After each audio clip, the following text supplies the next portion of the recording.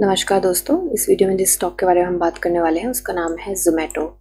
ये स्टॉक 165 के प्राइस पे ट्रेड करा है एंड आज मार्केट में इसने 3.83% का अप मूव दिया है। मार्केट कैप है इसकी 1,46,107 करोड़ की। प्रोमोटर होल्डिंग 0 है, बुक वैल्यू 22.90 है, डिविडेंड ये देता नहीं है एंड फेस वैल्यू 1 है।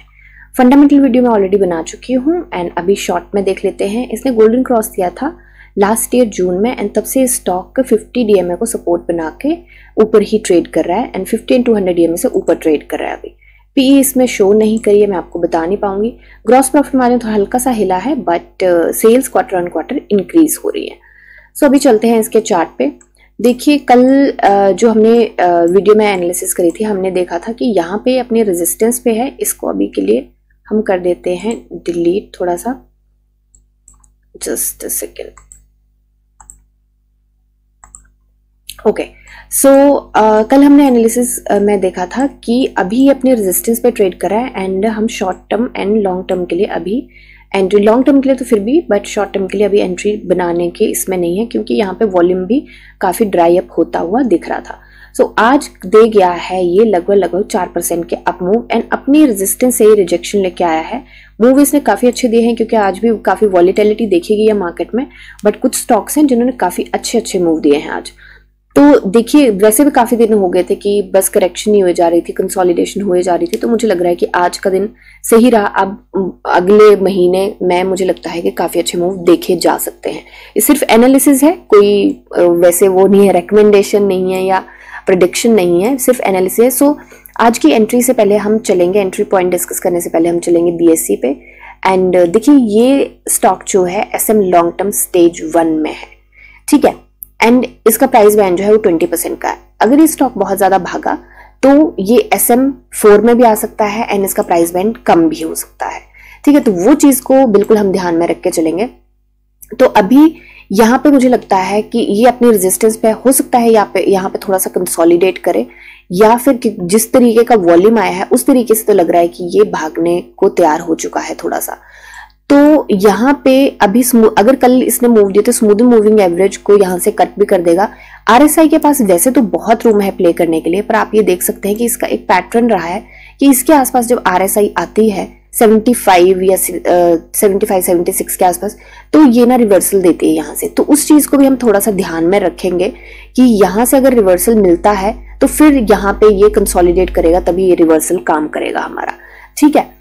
तो अभी कॉन्शियस होकर चलने की थोड़ी सी जरूरत है कि शॉर्ट टर्म की एंट्री में अगेन मुझे यह है कि यहाँ से एक कैंडल निकल जाए, या तो लाइव मार्केट में देखूंगी मैं कि यहाँ पे किस तरीके का वॉल्यूम आ रहा है, कल की निकल रहा है यहाँ से। अगर वॉल्यूम बहुत अच्छा आ रहा है एंड यहाँ से निकल गया ये इस वाली रेजिस्टेंस, ये जो 165 एंड 169 के बीच में, ठीक है, ये वैसे तो बहुत सारा गैप हो जाता है। यहाँ पे देखें तो कितना परसेंट होता है, ये 2.5% के आसपास, लगभग 2-2.5% के आसपास होता है।